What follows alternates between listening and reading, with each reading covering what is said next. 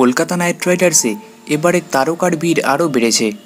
গতবারের তুলনায় এবার অকশনের টেবিলে স্ট্র্যাটেজি ছিল অনেক বেশি আগ্রাসী। এবারের অকশন থেকে অস্ট্রেলিয়ার মিচেল স্টার্কের রেকর্ড মূল্যে টিমে নিয়েছিল কলকাতা নাইট রাইডার্স। 24.75 কোটি টাকায় তাকে টিমে নিয়েছে কেকেআর।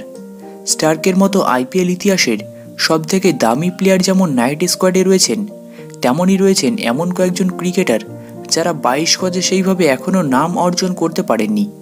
তেমনই একজনের উপর বাজি ধরতে পারেন কলকাতা নাইট রাইডার্সের এবারের মেন্টর গৌতম গম্ভীর। আসন্ন মরশুমের আগে নাইট সংসারে ফিরে এসেছেন গৌতম গম্ভীর। সম্প্রতি বিদায় নিয়েছেন রাজনৈতিক মহল থেকে।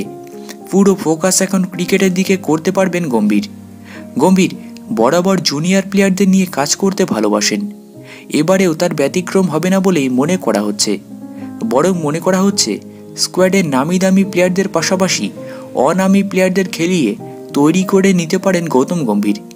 শোনা যাচ্ছে আসন্ন ইন্ডিয়ান প্রিমিয়ার লিগ মরশুমে কেকেআরে লুকোনো তাস হতে পারেন রমনদীপ সিং। রমনদীপ সিংকে মাত্র 20 লক্ষ টাকায় টিমের সঙ্গে যুক্ত করেছে কলকাতা নাইট রাইডার্স। রমনদীপ আদপে একজন অলরাউন্ডার।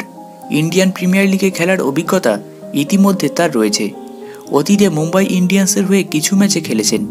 টিমের প্রয়োজনে বল হাতে উইকেট ও ব্যাট হাতে রান করার ক্ষমতা যে রয়েছে তার মধ্যে, সেটা ইতিমধ্যেই প্রমাণিত। দরকার আরও একটু ঘষা মাজা, সেটা গৌতম গম্ভীর চাইলেই করতে পারবেন। 26 বছর বয়সেই অলরাউন্ডার ক্রিকেট প্রেমীদের নজর কেড়েছেন একাধিক ম্যাচে। রমনদীপ 2022 সালে মুম্বাইয়ের হয়ে 5 ম্যাচে 45 রান এবং 6 উইকেট নিয়ে নিজের প্রতিভার প্রমাণ দিয়েছিলেন।